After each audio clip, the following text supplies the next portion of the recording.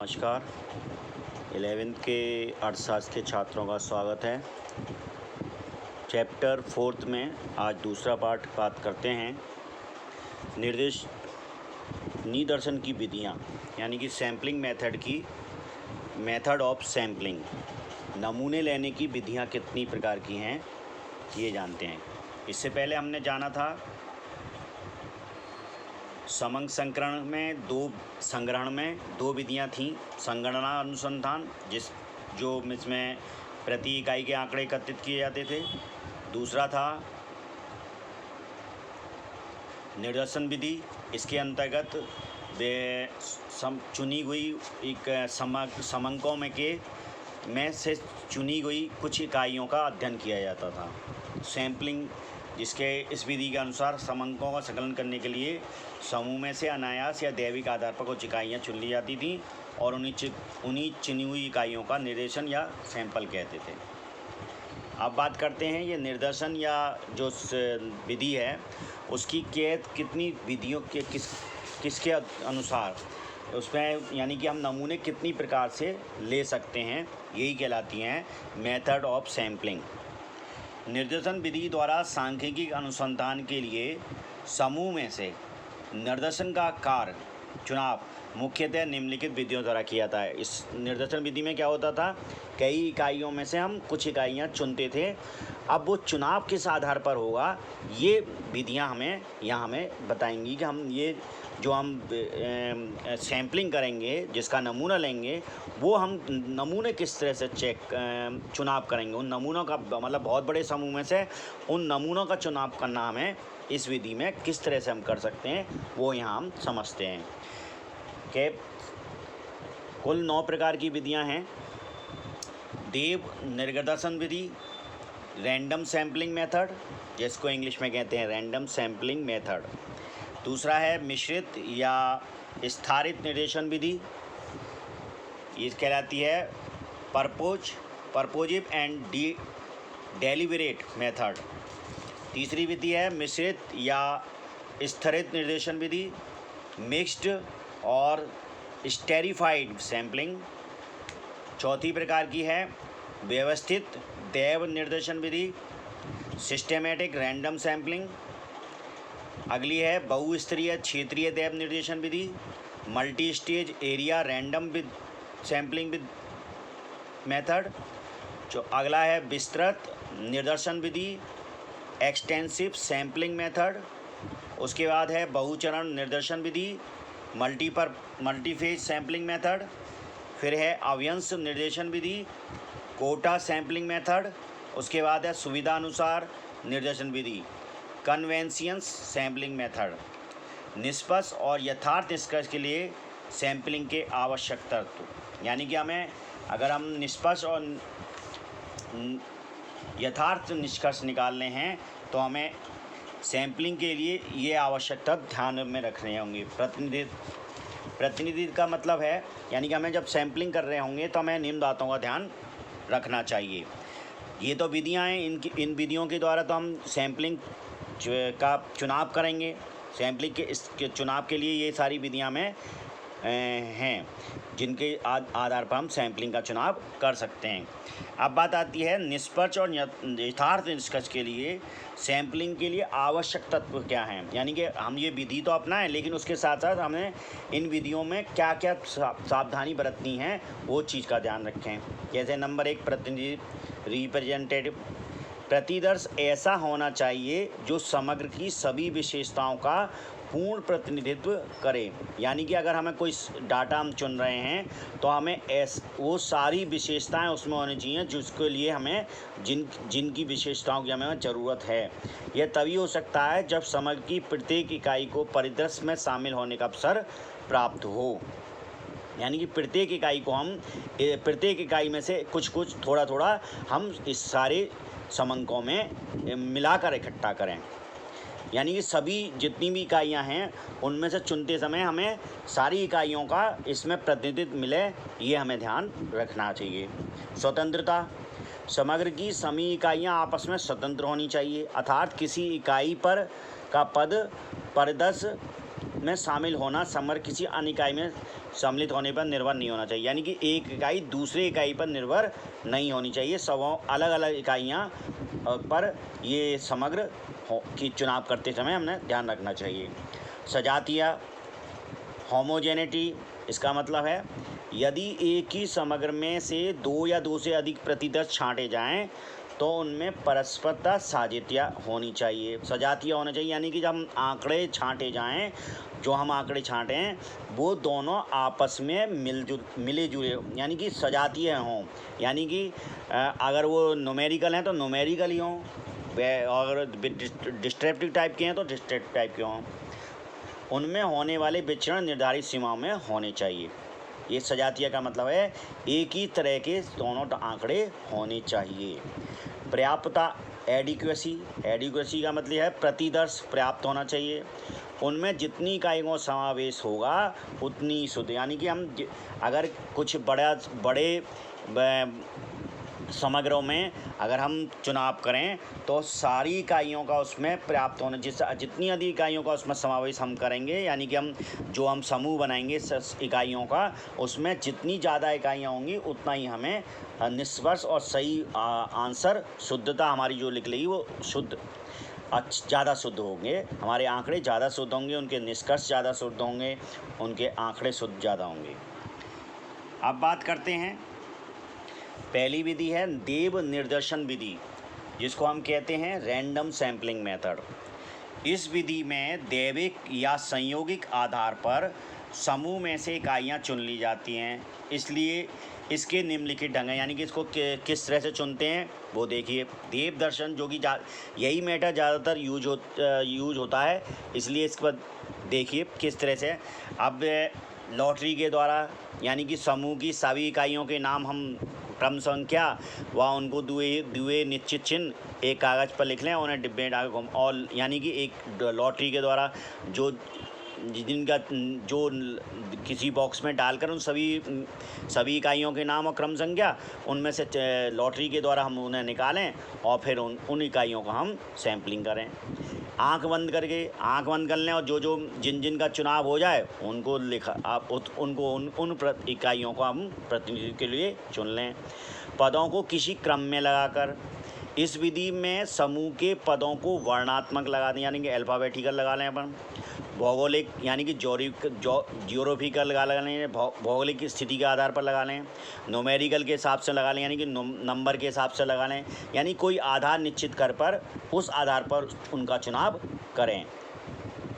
ढोल घुमाकर, एक विधि है इसमें ढोल घुमाकर। इस विधि में क्या करते हैं, इस विधि में ढोल में समान आकार के लकड़ी, पीतल या लोहे के किसी अन्य धातु के टुकड़े डाल दिए जाते हैं और इन टुकड़ों पर 0 से लेकर 9 अंक लिख दिए जाते हैं। इन जो संख्या जिस अंक का धातु वो टुकड़ा निकल के आता है उसी इकाइयों को हम चुन लेते हैं निर्देशन के रूप में, उनका निर्देशन लेते हैं। तीसरा, अगली बात है टिप्पेट संख्याओं द्वारा। टिप्पेट संख्याएं, इस विधि में टिप्पेट महोदय हैं एक, उन्होंने 10,400 संख्याएं इसी क्रम की एक सारणी प्रस्तुत की है, जो आगे हमें आपको बताएंगे। इसमें क्या होता है, इस सारणी की सहायता से निर्देशन लेने के लिए पहले सभी इकाइयों को क्रमांक डाला जाता है, फिर सारणी देकर इच्छित मात्रा में इकाइयों का चुनाव कर लिया जाता है। जैसे कि पहले हमने उसमें इस सभी इकाइयों का क्रमांक डाला और उस क्रमांक में से फिर हमने छांट लिया। इस तरह से ये कहलाती है टिप्पेट संख्याओं द्वारा। अब बात करते हैं दूसरी प्रकार की विधि, सविचार निर्देशन विधि, परपोजिट या डेलिब्रेट सैम्पलिंग मेथड। इस विधि में चुनाव करने वाला अपनी सूझबूझ यानी अपनी बुद्धिमत्ता से केवल वही इकाई चुनता है जो समूह के स्वभाव का सर्वाधिक प्रतिनिधित्व करती है। यानी कि जो हमें जिस तरह के आंकड़े चाहिए हैं, अगर अब उस आंकड़ों के आधार पर हम ऐसी अपनी स्वेच्छा से अपने ज्ञान का प्रयोग करके ऐसी इकाइयों को चुन लेते हैं जिनमें सामूहिक गुण एक जैसे हों।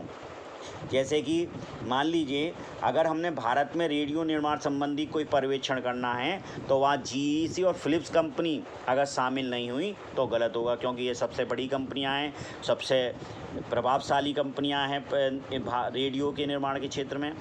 इसीलिए हम इनका यानी कि अपने सूझबूझ से हम जो इकाइयाँ चुनते हैं तो वो कहलाती है सब विचार निर्देशन विधि। तीसरा कहलाता है मिश्रित या स्तरीय निर्देशन विधि, मिक्स्ड और स्टेरिटिफाइड सैम्पलिंग मेथड। इस विधि में यह विधि देव निर्देशन विधि और सविचार निर्देशन विधि दोनों का मिश्रित रूप है, यानी कि पहली विधि और दूसरी विधि का मिला हुआ रूप है ये।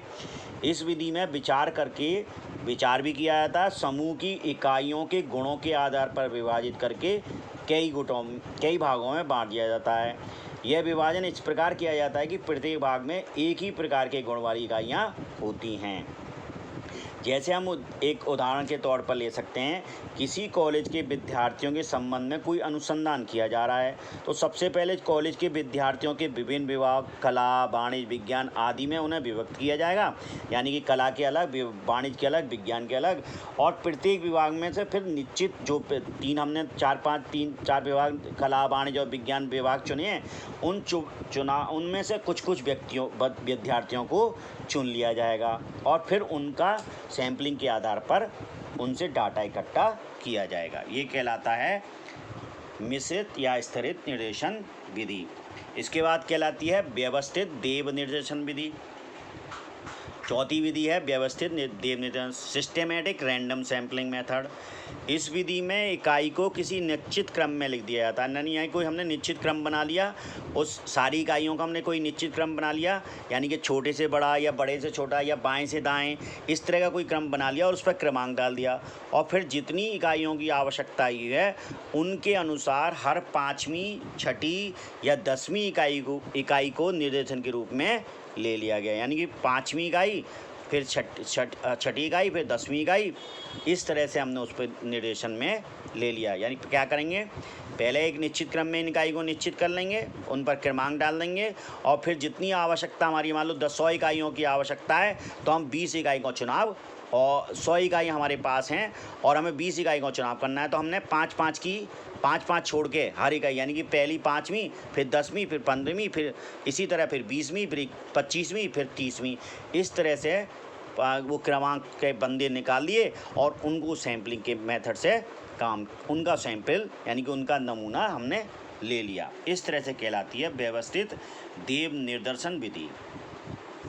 अगली विधि है बहुस्तरीय क्षेत्रीय देव निर्देशन विधि, multi stage area random sampling method.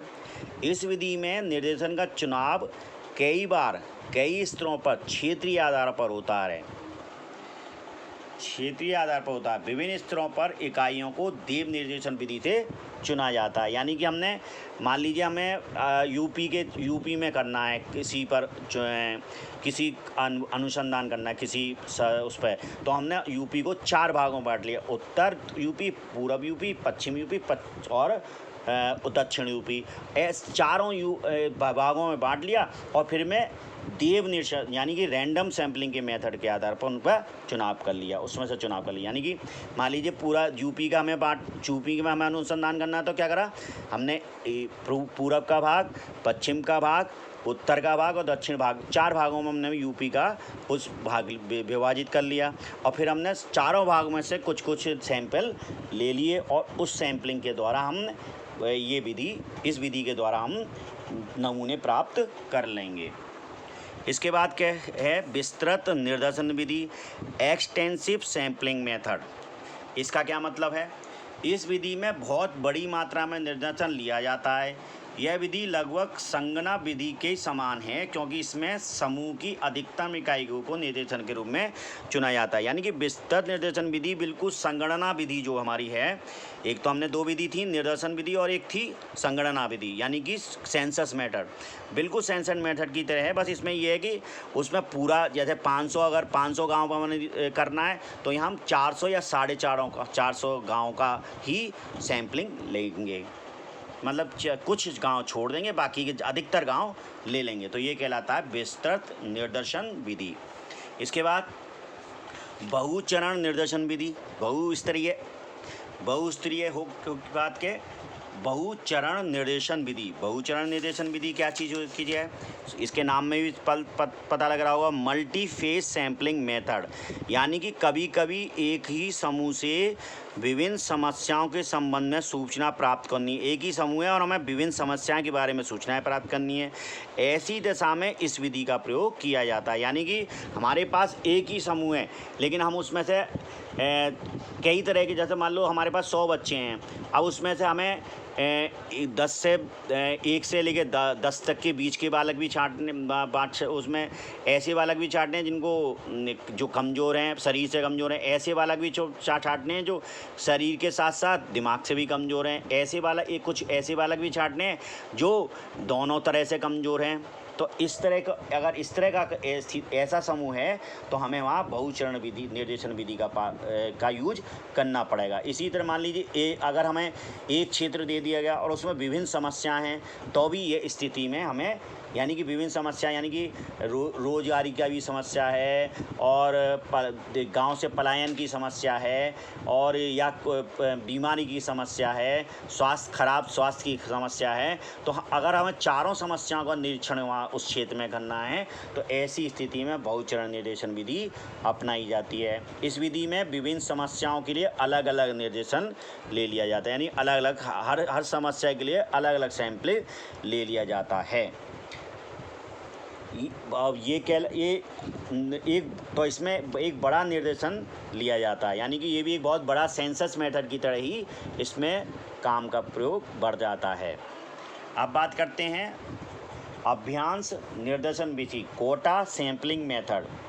इस विधि में मिश्रित विधि की भांति समूह को कई भागों में विभाजित कर दिया जाता है, यानी कि कई भागों में उसको विभाजित कर दिया गया, किंतु इकाइयों का चुनाव निर्देशन पर आधार बना कर गणकों पर छोड़ दिया जाता है। बस इसमें ये फ़र्क है कि वो हमने क्या करा, हमने पहले कुछ, जैसे हमने अभी बात करी थी कि यूपी को हमने 4 भागों में बांटा। अब पहले तो हम खुद जाके सैम्पलिंग कर रहे थे तो कहला रहा था वो मिश्रित विधि। अब क्या है, आपने 4 भागों में बांट लिया और चारों भागों में आपने गणकों को नियुक्त कर दिया, यानी कि उत्तर में एक गणक नियुक्त कर दिया, पश्चिम में एक, पूर्व में एक और दक्षिण में एक। तो ये वो अगर गणक इस कार्य को कर रहे हैं तब वो कहलाती है अभ्यंश निर्देशन विधि। अनुसंधान गणकों को यह बता देता है कि किस भाग में कितनी इकाइयों का चुनाव करना है। गणक इच्छानुसार इकाइयों का चुनाव कर लेते हैं, यानी कि जो अपनी इच्छा होती है उन्हीं का चुनाव कर लेते हैं वो लोग। अब बात करते हैं लास्ट विधि, सुविधा अनुसार निर्देशन विधि, कन्वीनियंस सैंपलिंग मेथड। सुविधा अनुसार विधि, इस विधि के अंतर्गत निर्देशन का चुनाव सुविधा अनुसार लिया जाता है, यानी कि जो सुविधा हो, जिसमें आसानी हो जाए और काम भी बन जाए, ऐसी सुविधा अनुसार हमें जल्दी से जल्दी हो जाए, मतलब समय से हो जाए, तो ये चीज़ सुविधा अनुसार, यानी अपनी जिसमें सुविधा हो, जिसका सैम्पलिंग कर रहे हैं वहाँ जो सुविधा अनुसार लगता हो उसके अनुसार अगर हमने कोई विधि अपनाई है तो वो कहलाती है सुविधा अनुसार निर्देशन विधि। उदाहरण के लिए मान लीजिए किसी कॉलेज में विद्यार्थी के संबंध में कोई अनुसंधान करना है तो विद्यार्थियों की क्रमांक सूची का प्रयोग करके हम उनका निर्देशन या उनसे सैंपलिंग ले सकते हैं। ये कहलाती है सुविधा अनुसार निर्देशन विधि। अब बात करते हैं, जो अभी बात हमने की थी, टिप्टेट संख्याओं द्वारा हम किस तरह से रैंडम मेथड पर कर सकते हैं। तो जैसे इसमें दे रखी हैं बाई टिप्पेट रैंडम नंबर। टिप्पेट महोदय ने 10,400 संख्याएं बिना किसी क्रम के एक सारणी में दी हैं।